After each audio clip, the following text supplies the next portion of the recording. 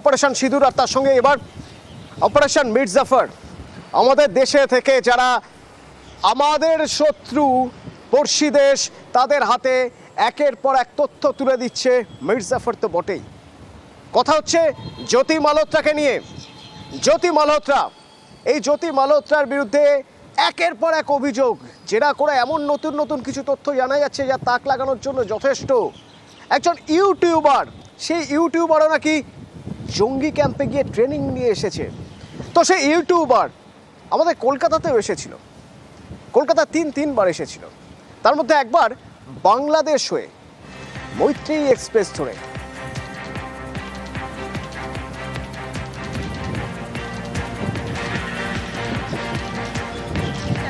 Amazing होने वाली है। मैत्री एक्सप्रेस में ये है हमारा coach H4 first AC। Let's go to India.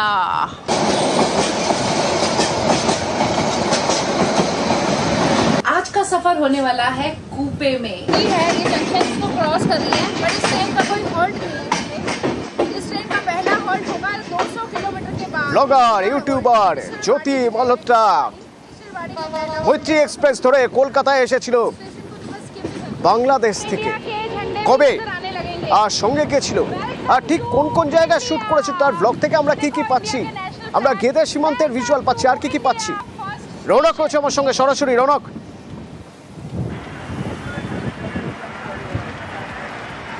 দেখো, ঠিক এক বছর আগেই বাংলাদেশ থেকে মৈত্রী এক্সপ্রেস করে কলকাতা স্টেশনে আসে এই পাক গুপ্তচর জ্যোতি রানী মালহোত্রা, এবং সেখানে তুমি যে ভিডিওর মধ্যে দেখতে পারবে যে জায়গাগুলো সেন্সিবল এলাকা, বিশেষ করে যখন বাংলাদেশ সীমান্ত ছেড়ে ভারতের সীমান্তে প্রবেশ করছে গেদে, অর্থাৎ এই জায়গার ভিডিও বারংবার করে তিনি কিন্তু তার ব্লগের মাধ্যমে তুলে ধরেছে। এবং সেখানকার কাঁটাতারের যে অঞ্চল, সেই অঞ্চল থেকে শুরু করে যে সেন্সিবল নিরাপত্তার জায়গা, সেইগুলোই কিন্তু তার ব্লগে শুধুমাত্র তোলা রয়েছে। এছাড়া গোটা যে ভিডিও তার মধ্যে কিন্তু একেবারেই সেরকম কোনো রকম যে ডেলি লাইফে ব্লগিং দেখা যায় সেরকম ভিডিও না, একদম অন্যরকম একটা ভিডিও। এবং গেদে সীমান্তে যখন এই মৈত্রী এক্সপ্রেস প্রবেশ করছে তখনকার সেই সীমান্তের যে ছবি, সীমান্তে যেখানে কাঁটাতার রয়েছে, যে সেন্সিবল এলাকা, সেই জায়গাগুলোর ছবি দেখা যাচ্ছে। তারপরে কি দেখা যাচ্ছে, যখন মৈত্রী এক্সপ্রেস কলকাতা স্টেশনে আসলো, তিনি কলকাতা স্টেশনে পৌঁছালো, সেই কলকাতা স্টেশনের ছবি, মানুষের যে জনসমাগম সেখানকার ছবি, এবং কলকাতা স্টেশনে যে ইমিগ্রেশন অফিস, সেই ইমিগ্রেশনের অফিসের সামনে থেকে ভিডিও করা, এবং ইমিগ্রেশন অফিসে কিভাবে কাজ হয়, কিভাবে বাংলাদেশ থেকে আসা যাওয়া করা যায়, বা কিভাবে কলকাতা থেকে বা ভারত থেকে বাংলাদেশ যাওয়া যায়, সেই সংক্রান্ত তথ্য কিন্তু তিনি তার ব্লগে তুলে ধরছে। অর্থাৎ যে বিষয়টি সন্দেহে তাকে গ্রেফতার করা হয়েছিল, যে নিরাপত্তা সংক্রান্ত তথ্য তিনি প্রেরণ করতেন ISI কে, এবং সেই বিষয়গুলোই কিন্তু সামনে আসছে।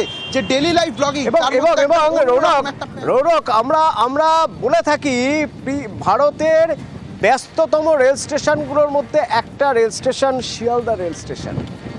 এই শিয়ালদা রেল স্টেশন, পার্ক সার্কাস চত্বর, সেই সব জায়গার ছবিও তো বা সেই সব জায়গার ফুটেজও তো তার ব্লগে রয়েছে।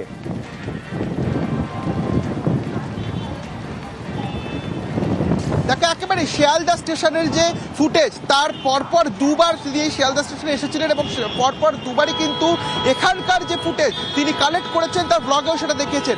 এবং ঠিক যবে তিনি এই মৈত্রী এক্সপ্রেস থেকে কলকাতা স্টেশন আসে, তার 1 থেকে 2 মাস পর আবারও শিয়ালদা স্টেশনে আসেন, এবং সেখান থেকে চলে যান সোজা পার্ক সার্কাসে। এখানেও কিন্তু তার সেই সফর সঙ্গী ছিল সৌমিত ভট্টাচার্য। পার্ক সার্কাসে একটি অভিজাত দোকানে তিনি খান, এবং সেখান থেকেও তিনি ব্লগ করেন। তারপরে চলে যায় হাওড়া স্টেশন। হাওড়া স্টেশনের ছবি থেকে হাওড়া স্টেশনের ছবিও তার ব্লগে রয়েছে, শুনবো। রৌনক, সঙ্গে থাকো। তার আগে শিয়ালদা স্টেশন চত্বরের ছবি যখন ব্লগ করছে, যখন সে সময় কি বলছে ব্লগ করার সময়, বা পার্ক সার্কাসে এই বিরিয়ানি দোকান, সেখানে কি বলছে, সেখানকার সিকিউরিটি গার্ড কি বলছেন, একবার শোনা যাক। पुलाव खा रहे हैं तो ये एक्स्ट्रा स्पेशल रहती है, जिसमें 2 बंदे आराम से खा सकते हैं। सोमित ने ये रिकमेंड किया है क्योंकि यहाँ पे अक्सर आते रहते हैं। हाँ, बिल्कुल बिल्कुल मजेदार है ना, मजेदार है। कलर राइस के कलर्स वगैरह देखो आप। और सबसे अच्छी चीज है ना, एकदम खिला हुआ है। একে দেখেছেন এই মহিলাকে কোনোদিন? না না না, মানে এখানে এসে তো খাচ্ছে, এখানে তো অনেক আসা যাওয়া করে, তো কিভাবে চিনবো বলুন তো।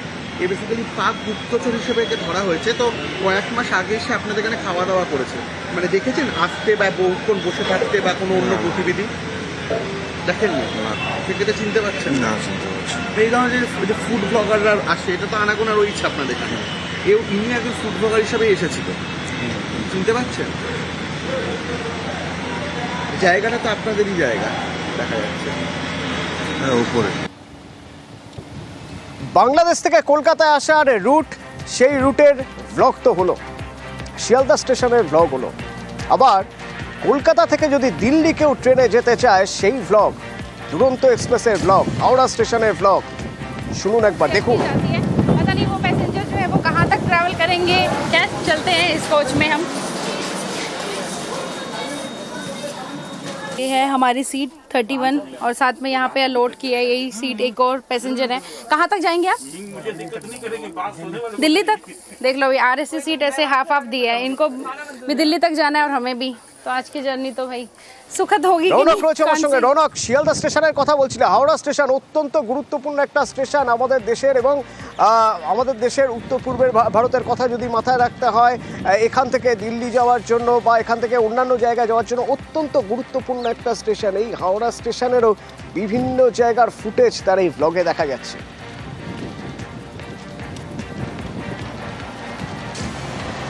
দেখো একেবারে তুমি যদি ব্লগগুলো দেখো সেখানে দেখা যাচ্ছে যে গুরুত্বপূর্ণ জায়গা শিয়ালদা স্টেশন, হাওড়া স্টেশন, এর আগে কলকাতা এয়ারপোর্ট। এটা কি কেবলমাত্র রেকি করার জন্যই? কারণ এমন এমন জায়গায় সেই ভিডিওগুলো দেওয়া শুধুমাত্র তো বোঝানোর জন্য যে এই গুরুত্বপূর্ণ জায়গাগুলো তিনি ঘুরে গেছেন বা রেকি করে গেছেন, এমনই কিন্তু একটা শর্ট ভিডিও তিনি কেটে বা সেগুলোকে তুলে তার ব্লগে ছাড়ছেন। এবং যেদিন তিনি এই দুরন্ত এক্সপ্রেসে যাত্রা করেন সেই ব্লগে কিন্তু উল্লেখ করছেন বারংবার যে উচ্চপদস্থ একজন আর্মি অফিসার, সেই আর্মি অফিসারের সঙ্গে সিট শেয়ার করে তিনি দুরন্ত এক্সপ্রেসে যাত্রা করছেন। এবং সেই আর্মি অফিসারের যে ছবি, সেই ছবিও কিন্তু তিনি তোলেন, তার ভিডিওতে সেই ছবিও পোস্ট করেন, সেই ভিডিও দেখা যায়।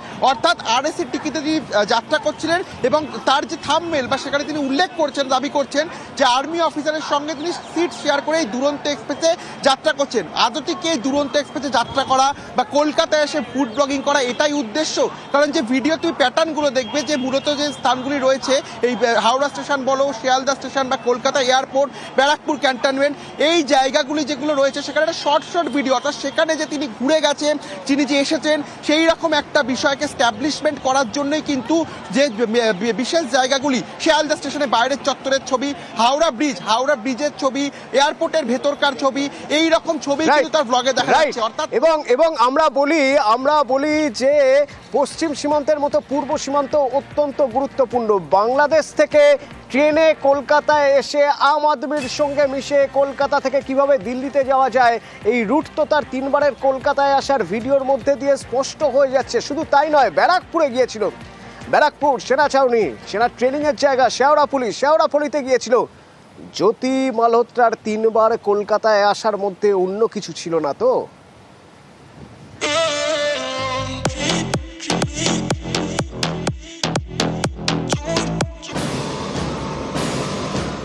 নামে ইউটিউবার, আসলে পাকিস্তানের চর। এই অভিযোগেই পুলিশের জালে হরিয়ানার হিসারের জ্যোতি রানী Malhotra. Hey guys, what's up? This is your Joe. Welcome to the channel. Delhi से शियालदा राजधानी लेके पहुंची शियालदा। এই জ্যোতি একাধিকবার কলকাতাতেও এসেছে, গিয়েছে গুরুত্বপূর্ণ সব জায়গায়। फ्लाइट में जाके मैं तो सो जाऊंगी। मॉर्निंग में अगर नींद खुलती है ना तो दिल्ली में आऊंगी। শিয়ালদা স্টেশন, কখনো হাওড়া স্টেশন, হাওড়া ব্রিজ, বারাকপুর, শেওড়াফুলি, লিলুয়া, ফেরে কলকাতা বিমানবন্দর হয়ে नेताजी सुभाष चंद्र इंटरनेशनल एयरपोर्ट। এই সব জায়গার তথ্য কি পাকিস্তানে পাচার করেছে জ্যোতি?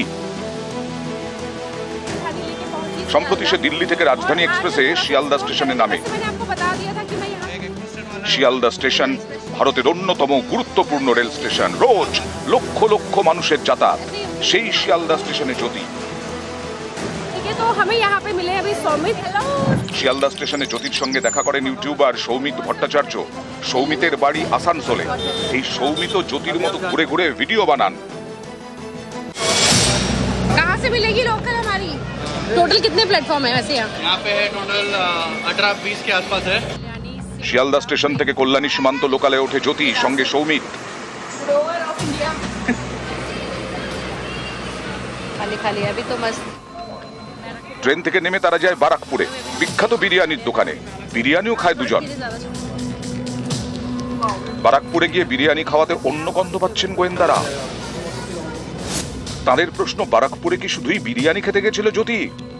প্রশ্নটা উঠছে কারণ এই বারাকপুরেই রয়েছে সেনার ক্যান্টনমেন্ট। এই কারণেই কি বারাকপুরে যায় জ্যোতি? আমাকে চেনে হয়তো 1 বছর হয়তো হবে। রাম মন্দির যাবে ইনঅগ্রেটর লাস্ট ইয়ার, মানে 1 বছর হবে।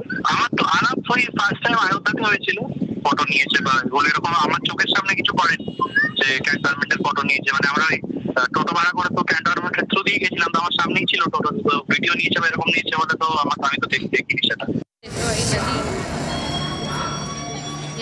বারাকপুর থেকে লঞ্চে হুগলি নদী পেরিয়ে শেওড়াফুলি যায় জ্যোতি এবং সৌমিত। बहुत ज़्यादा रश तो नहीं है अभी शाम के समय। काता की स्ट्रीट मार्केट। এই শেওড়াফুলি থেকে 2-3 কিলোমিটার দূরেই রয়েছে সেনার প্রশিক্ষণ কেন্দ্র। শেওড়াফুলি থেকে লিলুয়া যায় জ্যোতি এবং সৌমিত। সেখানেই বিয়ে ছিল আরেক ইউটিউবার মোহিতের।